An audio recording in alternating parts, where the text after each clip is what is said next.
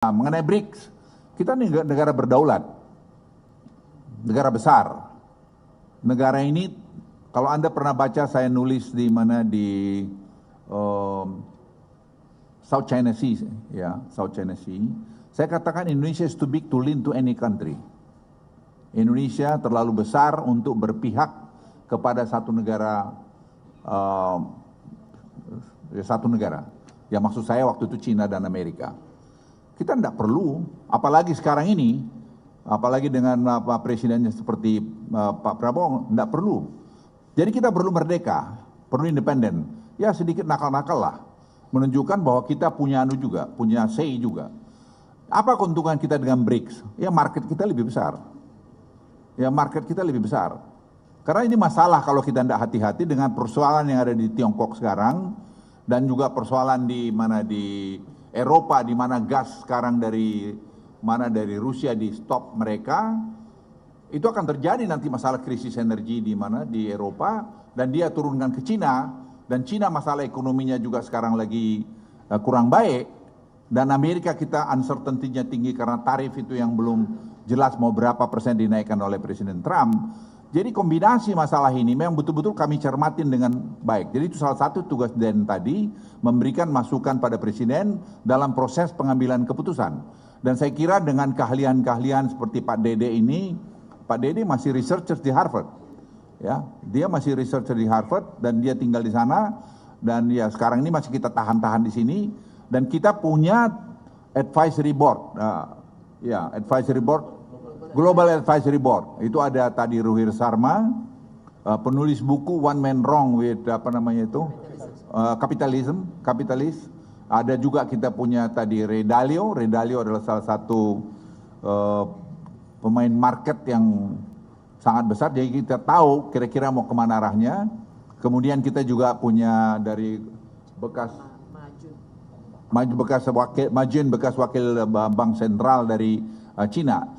Jadi kita betul-betul mendapatkan informasi yang sangat komprehensif, sehingga kita didiskusikan di dalam konsil, dan itu kita berikan masukan pada Presiden. Jadi saya pikir ini yang dulu waktu zamannya pemerintahan yang lalu kita tidak pernah sempat punya. Kita semua banyak action karena memang kebetulan belum ada ini. Jadi berangkat dari pengalaman itu, dengan ada ini, ya Presiden bilang juga, dia bilang, Pak Ketua, ini berarti saya benar juga membuat Den ini. Ya saya bilang kalau Presiden pasti benar lah, saya bilang gitu.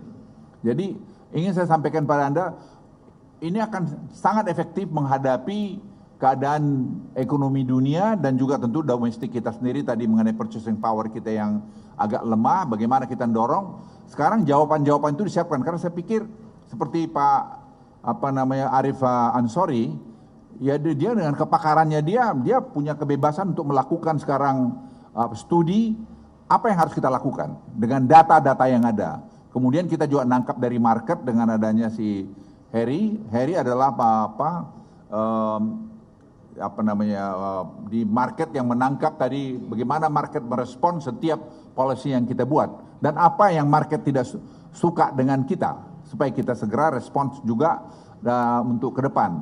Jadi saya pikir kami cukup kredibel menurut saya untuk memberikan respons untuk Indonesia bisa high income country paling tidak 2040, menjadi negara maju mungkin 2050 ke depan.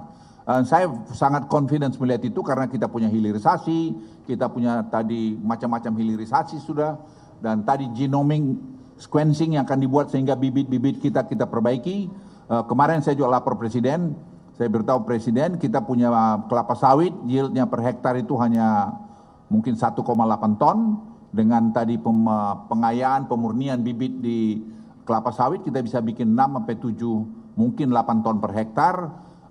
Jadi kalau kita punya 16 juta, mungkin kita tetap target kita 100 juta ton per tahun untuk produksi kelapa sawit bisa kita capai, sehingga nanti kebutuhan untuk pangan dan kebutuhan untuk tadi minyak goreng dan kebutuhan ekspor itu masih bisa terpenuhi.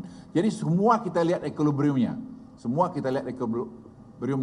Misalnya kita juga melihat bibit bawang putih. Kita import $700 juta setahun. 770. Sekarang kalau kita punya bibit sendiri, ya katakan 20% kita bisa penuhi bertahap, karena itu butuh waktu untuk bikin genom itu. Dan genom ini teknologinya sekarang sudah jalan, sudah mulai kita kerjakan, kita bertahap. Misalnya juga kejadian kokoa itu kita butuh 800 juta. Kita hanya punya 2 juta, lainnya kita mesti impor. Itu semua uang dan kualitasnya bukan kualitas yang bagus. Nah sekarang kita akan lahirkan itu semua. Sekarang ungguin nanti wartawan bisa, presiden sudah mau meninjau pusat researchnya itu di herbal itu dan hortikultura di Humbang Hasudutan.